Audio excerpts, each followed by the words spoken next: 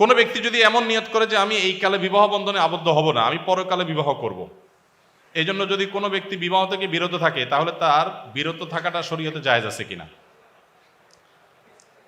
বিয়ে করা ইসলামে ফরজ না ওয়াজিব না সুন্নত? যারা ফরজের সপক্ষে আছেন তারা হাত তোলেন। বাহ, বেশিরভাগ আবিয়ার হাত তুলছে দেখা যায়, হাত নামান।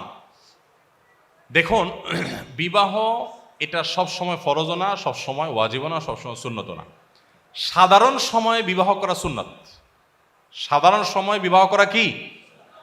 সাধারণ এবং স্বাভাবিক সময় বলতে যে ব্যক্তি বিবাহ না করলে যে পাপে লিপ্ত হবে এরকমও না, আবার বিবাহ করার সামর্থ্য তার আছে, সামর্থ্য আছে, আবার না করলে যে কোনো সমস্যা হবে তার সেরকমও না। এরকম লেভেল পয়েন্টে থাকলে তার জন্য বিবাহ করাটা উত্তম, ভালো, সওয়াবের কাজ, সুন্নাত। না করলে সে সুন্নাত তরক করলো, অনুত্তম কাজ করলো। আর যদি কারোর বিবাহের সামর্থ্য থাকে কিন্তু না করলে সে নিজের চরিত্র রক্ষা করতে পারবে না, এরকম কঠিন সিচুয়েশন, কঠিন পরিবেশ, তাহলে তার জন্য বিয়ে করাটা ফরজ ওয়াজিব হয়। আর যদি কেউ বিবাহ করার সামর্থ্য নাই, উল্টা বরং বিবাহ করলে বউর অধিকার আরো নষ্ট করবে, সে এটা নিশ্চিত, তার দ্বারা অধিকার আদায় করার ক্ষমতা নাই, তখন তার জন্য বিবাহ করা বরং নিষেধ। তাহলে এটা ভ্যারি করে ব্যক্তির অবস্থার উপরে। সবসময় বিয়ে ফরজও না, সবসময় সুন্নতও না, সবসময় নিষেধও না, তবে সাধারণ অবস্থায় বিবাহ উত্তম কাজ। কেউ যদি বিবাহ না করে শুধু ইবাদতবন্দি করে থাকতে চায়, তাহলে সেটা তার জন্য জায়েজ আছে, কিন্তু উত্তম না। উত্তম হলো বিবাহ করে থাকাটা। হ্যাঁ, যদি কেউ বিয়ে করা ছাড়া দুনিয়া থেকে চলে যায়, তো সে কোনো জাহান্নামী হবে ব্যাপারটা এরকম না। অন্য সব ঠিকঠাক থাকলে তার জান্নাতে যাওয়ার অপরচুনিটি বা সম্ভাবনা, পথ খোলা থাকবে। তবে ইসলাম বৈরাগ্যতার কথা বলে না। ইসলামে কোনো বৈরাগ্যতার অবকাশ নাই। সমস্ত ধর্মে দেখবেন পুরোহিততন্ত্র, বৈরাগ্যবাদ, এগুলার অবকাশ আছে। এবং দেখবেন যে বিভিন্ন উপাসনালয়, অন্য ধর্মের উপাসনালয় কিছু মানুষ পড়ে থাকে, তাদের সংসার নাই, ধর্ম নাই, ময়লা আবর্জনা। ইসলাম পরিষ্কারভাবে এটাকে ডিনাই করেছে। নবী সাল্লাল্লাহু আলাইহি সাল্লাম তার সাহাবীদেরকে পরিষ্কার বলেছেন, আমি বিবাহ করেছি, আমি ঘুমাই, আমি খাই, আমি রোজা রাখি, আবার আনন্দ করি, ঈদ করি, শুধুমাত্র সংসার ত্যাগ করে আল্লাহ বিল্লাহ করে গোটা জীবনকে বৈরাগী বানায় ফেলা, বৈরাগ্যবাদ অবলম্বন করা, এটা ইসলাম না। কোরআনে কারীম আল্লাহ বলেছেন, রুহবানিয়াত তানিবতাদাউহা, খ্রিস্টানরা পৃথিবীতে বৈরাগ্যবাদ শুরু করেছে। ইসলামে কোনো বৈরাগ্যবাদ নাই। ইসলামের চাইতে বাস্তববাদী জীবন দর্শন আরেকটা না। বিধায় বিবাহ করাটা হলো উত্তম। যদি কোনো কারণে কেউ করবেন না মনে করেন, এটা তার ব্যাপার, যদি তার চরিত্রকে হেফাজত করতে পারেন গুনাহ হবে না। সুদখোরের মেয়েকে বিয়ে করা জায়েজ আছে কিনা? বাবা সুদখোর হলে মেয়ের কি দোষ? সুদখোরের মেয়ে তো অনেক ভালো। তার চাইতে আরো খারাপ এক্সাম্পল হলো কাফেরের মেয়ে। কাফেরের মেয়ে যদি মুসলিম হয়, বিয়ে করা যাবে? যাবে না? যাবে। ডক্টর খন্দকার আব্দুল্লাহ জাহাঙ্গীর রহমতুল্লাহ আলাই ফুরপুরা পীর সাহেবের মেয়ে বিয়ে করেছিলেন। তো যারা পীর মুরিদি দেখতে পারেন না, বা আপনার পীর সাহেবের মেয়ে বিয়ে করার ব্যাপারে যাদের অনেক বেশি ঘোরতর আপত্তি ছিল, এরকম কেউ একজন প্রশ্ন করেছে ওনাকে। আমার কাছে উনি নিজে সরাসরি একবার বলেছেন, বললেন যে স্যার, আপনি এত ভালো ভালো কথা বলেন, কোরআন হাদিসের কথা বলেন, আপনি এটা পীরের মেয়ে বিয়ে করলেন কেমনে?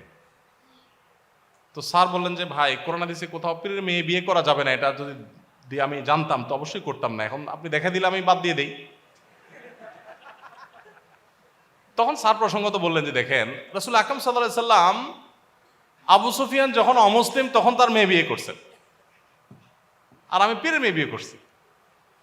তো বাবা যদি পীর ভালো খারাপ বা সব পীর ভালো খারাপ, সেই ইয়েতে আমরা আলোচনা যাচ্ছি না। আমাদের মূল প্রশ্ন হলো, বাবা যদি আপনার সুদখোর হয়, মেয়ে যদি ভালো হয়, তাহলে তাকে বিয়ে করা যাবে।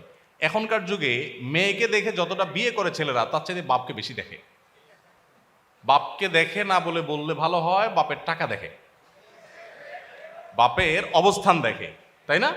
ওই যে একটা কথা আছে না, যে এখন মানুষের সাথে মানুষের বিয়ে যাওয়া হয়, তার চাইতে টাকার বস্তার সাথে ময়দার বস্তার বিয়ে হয়। এক পক্ষ খোঁজে ময়দার বস্তা, আরেক পক্ষ খোঁজে টাকার বস্তা। এক পক্ষ খোঁজে রূপ লাবণ্য, আর এক পক্ষ খোঁজে শুধু টাকা পয়সা।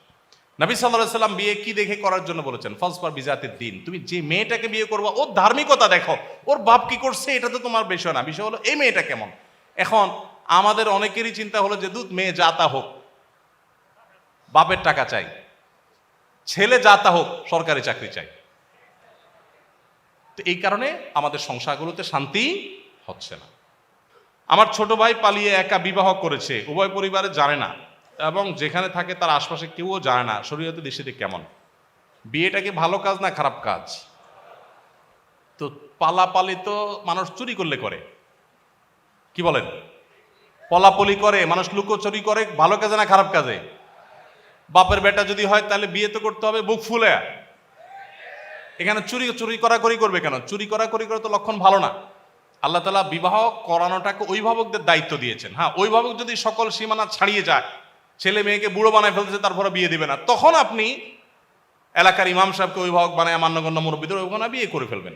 কিন্তু আপনার আজকাল পোলাপান এই যেমনি সেমনি যারে তারে ভাল লাগছে এই তারি নারি করতে করতে তার হাত ধরে চলে গেছে এবং এই পালাপালি করে, এগুলো উচিত না। এগুলো অবশ্যই শরিয়ার যে নীতিমালা তার খেলাফ। কিন্তু এভাবে বিয়ের অন্যান্য শর্তগুলো পাওয়া গেলে বিয়ে হতে পারে, বাট মেয়েদের ক্ষেত্রে অভিভাবকের সম্মতিকে অনেক ওলামা একরাম আবশ্যক বলেছেন, নাহলে বিয়েই হবে না।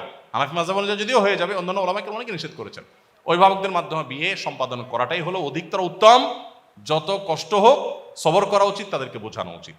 বাচ্চার জন্মের পর বাচ্চার কানে আজান দেওয়া কতটুকু জরুরি, কতক্ষণ সময়ের মধ্যে আজান দেওয়া উচিত? বর্তমানে বেশিরভাগ বাচ্চা ক্লিনিক বা হাসপাতালে জন্মগ্রহণ করে, সেক্ষেত্রে শতকরা 90% বাচ্চা আজান থেকে বঞ্চিত হয়।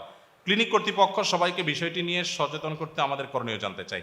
বাচ্চার জন্মের পর তার ডান কানে আজান দেওয়া মানে কানে হাত দিয়ে একেবারে চিৎকার করে মুয়াজ্জিনের মতো আজান দিবেন না, তাতে বাচ্চার কান নষ্ট হয়ে যেতে পারে। কানে আজান দেওয়া মুস্তাহাব, হাদিসে আসছে, সাহাবীরা অনেকে করতেন। নবী সাল্লাল্লাহু আলাইহি সাল্লামের দিকেও কোনো কোনো হাদিসে সম্বন্ধ করা আছে, তিরমিজিতে, আবু দাউদে হাদিসে আছে। ডান কানে আজানের বাক্যগুলো আর বাম কানে একামতের বাক্যগুলো বলাটা ভালো।